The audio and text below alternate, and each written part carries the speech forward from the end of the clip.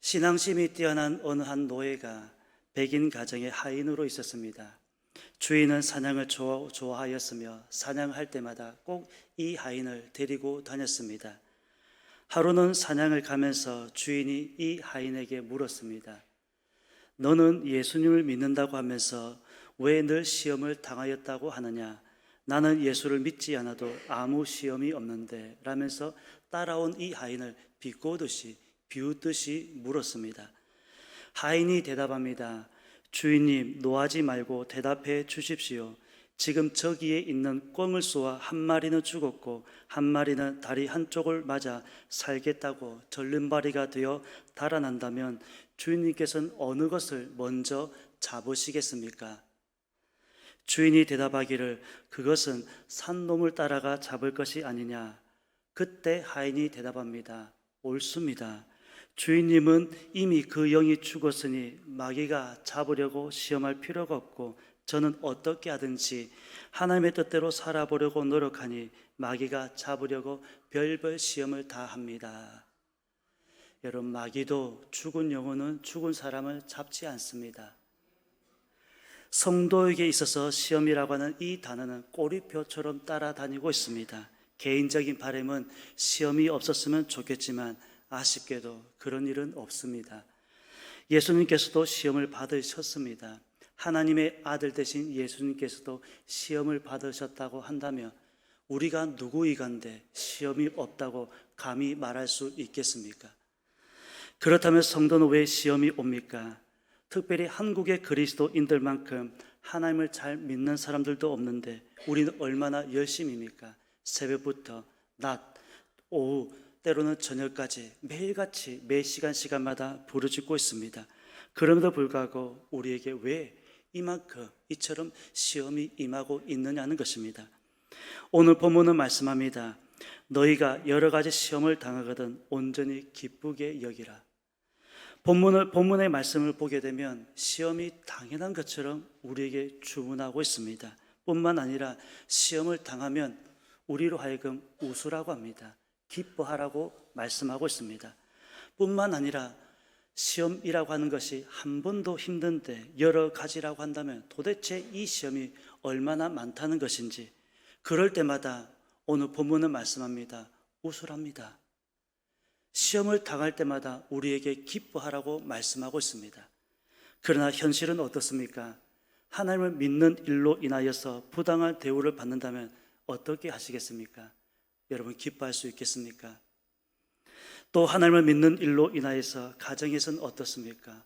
교회는 또 어떻습니까? 때로는 욥과 같은 시험을 받는다면, 아니 요셉처럼 억울한 누명을 받는다면 과연 몇 명이나 기뻐할 수 있겠습니까? 많은 사람들이 하나님께 나와서 따지지 않겠습니까? 하나님 왜 나에게? 물론 어떤 분들은 시험이라고 하는 과정 때문에 하나님과의 관계가 더 돈독해졌다, 기뻐졌다고 말씀하시는 분들도 있습니다. 만약 우리의 인생에 시험이 없었다면 끝내 하나님을 만나지 못했을 것이다, 그렇게 말씀하시는 분들도 있습니다. 어떤 분에게는 유익이었다 하시는 분들도 있습니다. 물론 많지는 않습니다. 여러분, 하나님을 믿어도 시험이 있습니다. 오히려 하나님을 믿었기 때문에 시험이 있습니다. 그럼에도 12절은 말씀합니다. 시험을 참는 자는 복이 있나니 이는 시련을 견디어낸 자가 주께서 자기를 사랑하는 자들에게 약속하신 생명의 면류관을 얻을 것이기 때문이라. 오히려 본문은 말씀합니다. 시험을 참는 자에게 복이 있다는 것입니다. 시험을 참는 자에게 복이 있다고 우리에게 말씀하고 있습니다.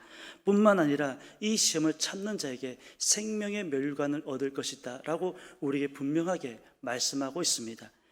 여기에서 생명이라고 하는 것은 추상적인 단어가 아니라 헬라어로 조에라고 하는 단어를 쓰고 있습니다. 이 조에라고 하는 단어는 생명, 호흡하고 있는 생명을 말하고 있습니다. 면류관은 헬라어로 스테파노스라고 하는 단어를 쓰고 있습니다. 이 단어의 뜻은 왕관 혹은 화관이라고 하는 뜻을 말하고 있습니다. 다시 말하면 시험을 찾는 자는 생명의 왕관을 얻는다라는 말씀입니다. 시험을 참는 자에게 생명의 왕관이 있습니다. 시편 119편 71절 말씀을 보게 되면 고난 당한 것이 내게 유익이라 이로 말미암아 내가 주의 율례들을 배우게 되었다라고 시편 기자는 말씀하고 있습니다. 시편 기자는 오히려 고난이 유익이라고 말하고 있습니다. 어떤 사람에게는 고난이 유익인 것입니다. 사람이 태어나면서부터 성장하기까지의 과정이 있듯이 성도는 단언하건대 시험이 있습니다. 그럼에도 만약 우리에게 시험이 없다면 내 영의 상태를 한번 점검해 보아야 되지 않겠습니까? 나의 자신을 돌아봐야 되지 않겠습니까? 그렇다면 성도는 왜 시험이 오는가? 왜 옵니까? 왜 우리 성도에게 시험이 옵니까? 오늘은 5가지만 생각해 보려고 합니다. 첫 번째, 죄로 인하여 오는 시험이 있습니다. 하나님을 믿는다고 하면서도 죄를 짓는 사람들이 있습니다. 하나님께서는 이런 사람들을 깨닫게 하기 위해서 시험을 주고 있는 것입니다.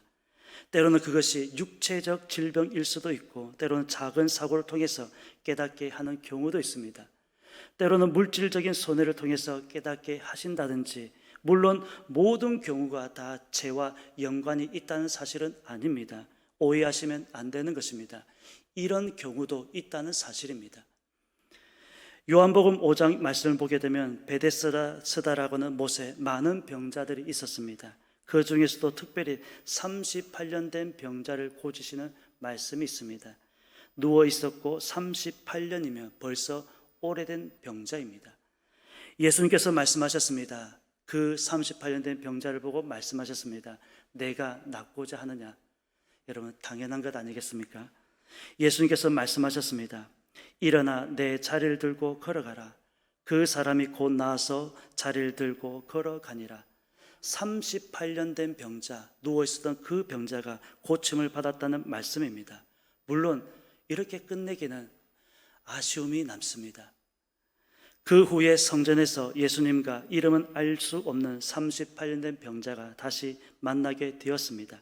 그때 예수님께서 그 38년 된 병자에게 무엇이라고 말씀하셨느냐? 내가 나았으니 더 심한 것이 생기지 않게 다시는 죄를 범하지 말라. 이 사람이 무슨 죄를 얼마나 범했는지 알려지지는 않고 있지만 이 사람이 38년씩이나 병에 걸려서 누워 있었다는 사실은 죄와 연관이 있다는 사실입니다. 죄와 연관이 있다는 사실을 우리는 꼬집어 볼 수가 있습니다. 우리의 시험이 모두 죄와 연관이 있다는 것은 아니지만 적어도 죄로 인하여 오는 시험이 있다는 사실입니다. 그럴 때 어떻게 해야 하느냐? 하나님께 나와 우리의 죄를 고백하고 회개하면 우리의 죄가 주홍 같을지라도 눈과 같이 희게 하신다라는 것이 하나님의 말씀입니다. 그리고 다시는 죄를 범하지 말라라고 이 하신 말씀처럼 우리가 다시는 죄의 길에 들어서서는 안 된다는 사실입니다. 두 번째로는 하나님의 영광을 위한 시험이 있습니다. 요한복음 9장의 말씀을 보면 날 때부터 맹인된 사람의 말씀입니다. 이 사람은 태어날 때부터 한 번도 밝은 세상을 보지 못한 채 맹인이 된 채로 태어난 사람입니다. 제자들이 물었습니다. 예수님, 이 사람이 맹인이 된 것이 누구의 죄 때문입니까? 저 자신입니까? 아니면 부모입니까? 이런 생각은 예수님 당시의 보편적인 생각이었습니다. 예수님께서 말씀하셨습니다. 이 사람이나 그 부모의 죄로 인한 것이 아니라 그에게서 하나님이 하시는 일을 나타내고자 하심이라. 누구의 죄도 아니라 하나님께서 하시고자 하는 일이 있다는 것입니다. 그럴 때 어떻게 해야 하느냐? 하나님의 때를 기다려야 합니다. 인내해야 하는 것입니다. 그럴 때 하나님께 영광을 돌리는 것입니다. 세 번째로는 예수님의 고난에 동참하기 위한 시험 또한 있습니다. 골로새서 1장 24절에 바울은 이렇게 말씀하고 있습니다. 나는 이제 너희를 위하여 받는 괴로움을 기뻐하고 그리스도의 남은 고난을 그의 몸된 교회를 위하여 내 육체에 채우노라. 남은 고난이 있다는 말씀입니다. 예수님께서는 우리가 힘들 것을 알고 모든 고난은 다 짊어졌다. 내가 다 짊어지고 갈 테니 너희는 걱정하지 말아라. 그렇게 말씀하고 있는 것이 아니라 남은 고난이 있다는 사실을 분명하게 우리에게 말씀하고 있습니다.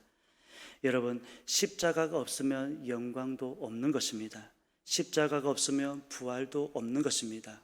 고난 없는 영광이 없다, 우리는 많이 듣고 있습니다. 남은 고난에 동참하게 하시려고 시험이 있다는 말씀입니다. 더 나아가 그 고난에 참여한 사람만이 영광에도 참여할 수 있는 것입니다. 여러분 믿으십니까?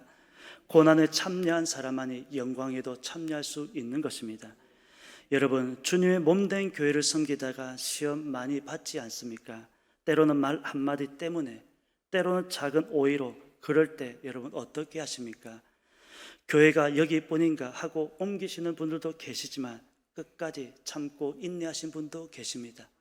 하나님은 다 아실 것이야, 하나님은 알고 계실 것이야 라고 인내하며 참고 인내하며 기다리고 계시는 분이 계십니다.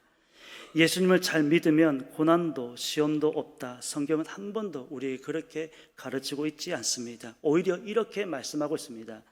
너희가 여러 가지 시험을 만나거든 온전히 기쁘게 여기라고 말씀하고 있습니다. 오히려 기뻐하라고 하는 말씀입니다. 남겨진 고난이 있다는 것을 알고 더 나아 내일을 위해서, 하나님의 영광을 위해서 오늘 힘들더라도 속상하더라도 인내할 수 있는 저와 여러분의 삶이 되시기를 소망합니다. 네 번째는 성도를 연단하기 위한 시험이 있습니다. 여기에는 두 가지 목적이 있습니다. 하나는 강하게 하기 위함입니다. 시험을 당해보지 않은 사람은 연약합니다. 젊어서 이런저런 시험을 많이 겪어본 사람은 세상 말로 맷집이라고 합니다. 맷집이 강하게 마련입니다. 한두 번 겪는 것도 아닌데, 그렇죠. 그래서 강하게 마련입니다. 하나님께서는 성도를 연단하기 위해서, 다른 말로 강하게 하기 위해서 시험이 있는 것입니다. 또 다른 하나는 순수하게 하기 위함입니다. 여러분, 금이나 은 같은 금속을 순수하게 하려면 불 속에 넣어야 한다고 합니다. 이런 과정을 통해서 불순물은 제거되고 상품이 만들어진다고 하는데, 시험은 때로는 우리를 순수하게 만드는 과정이라고 하는 사실입니다.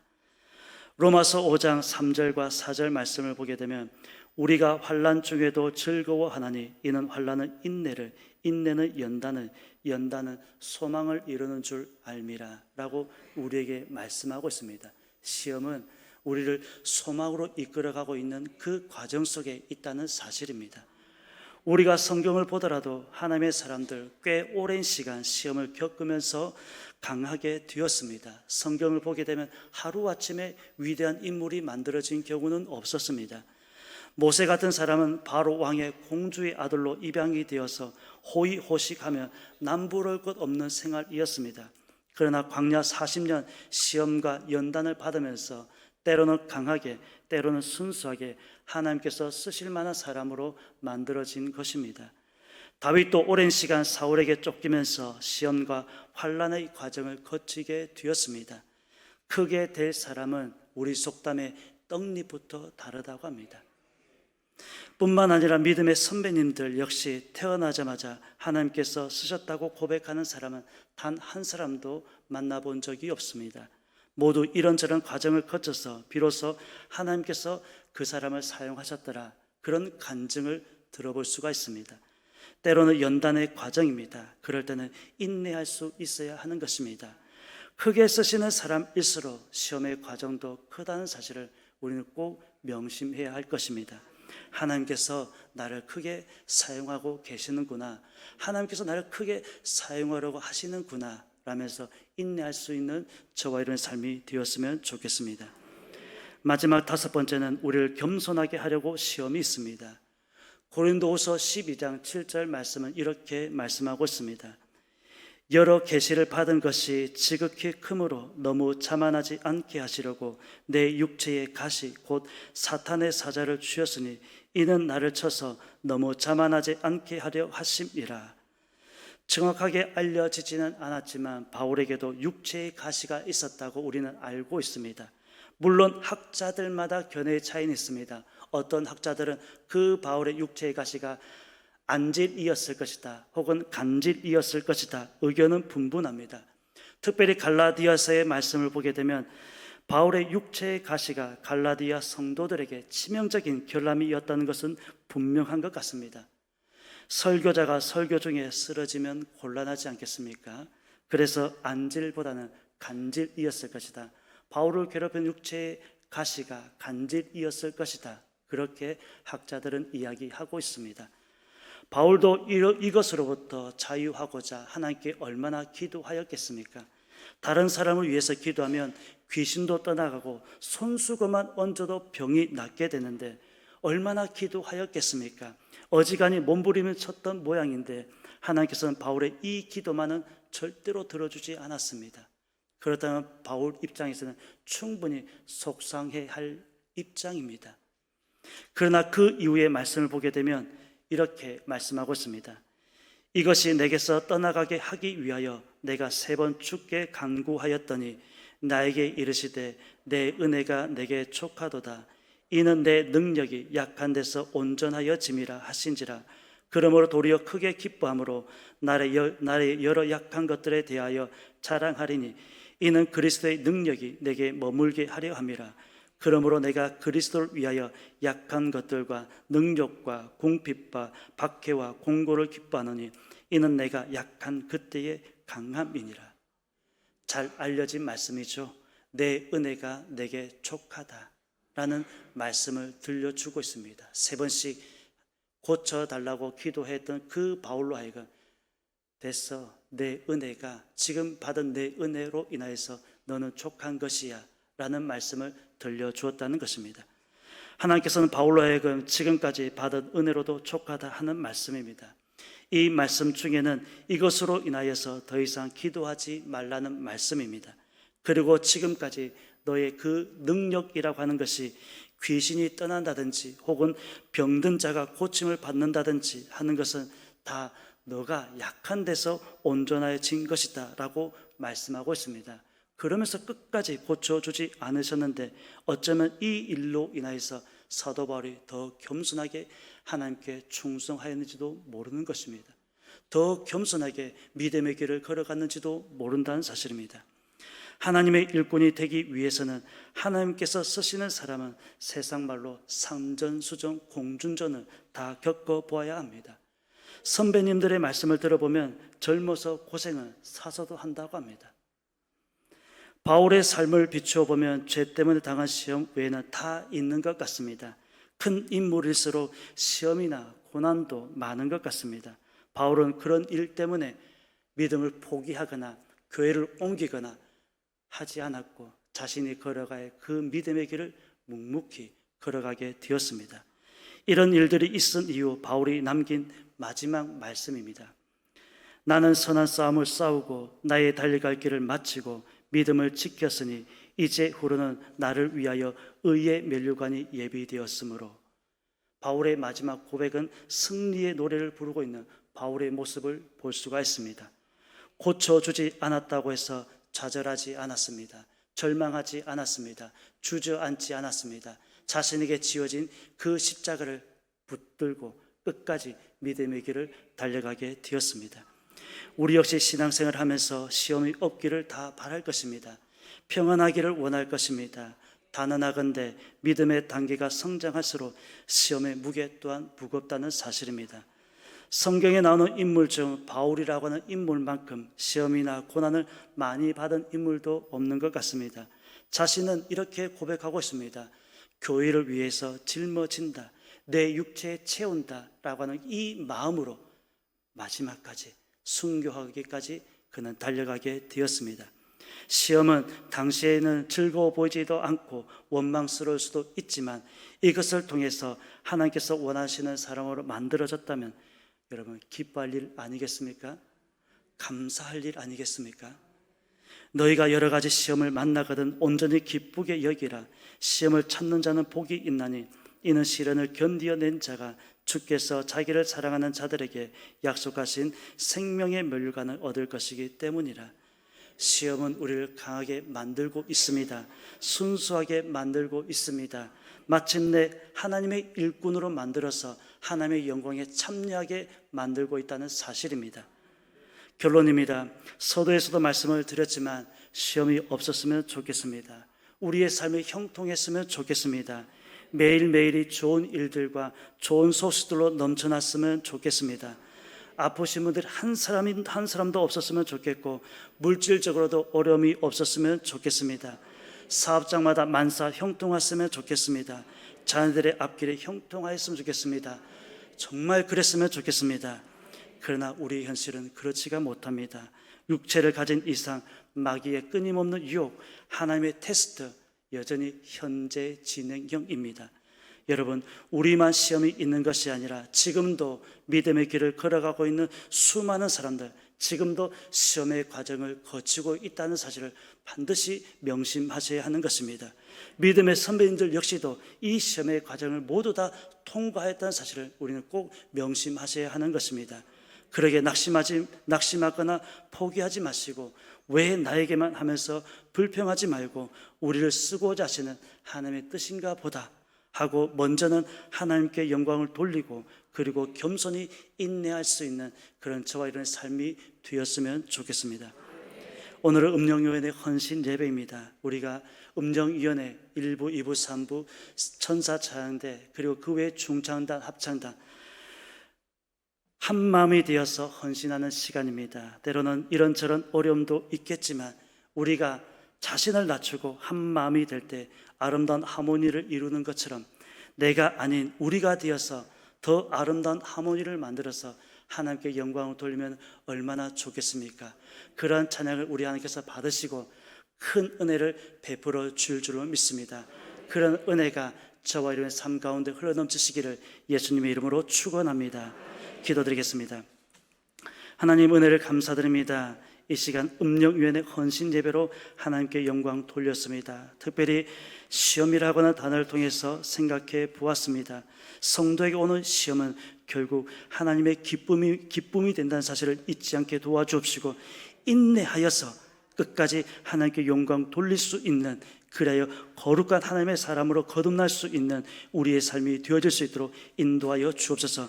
특별히 음령위원회 헌신 예배로 올려드립니다. 우리 음령위원회를 늘 기억하여 주옵시고, 아름다운 하모니로 하나님께 영광 돌리는 음령위원회 한 분 한 분의 삶이 다 되게 하여 주옵소서.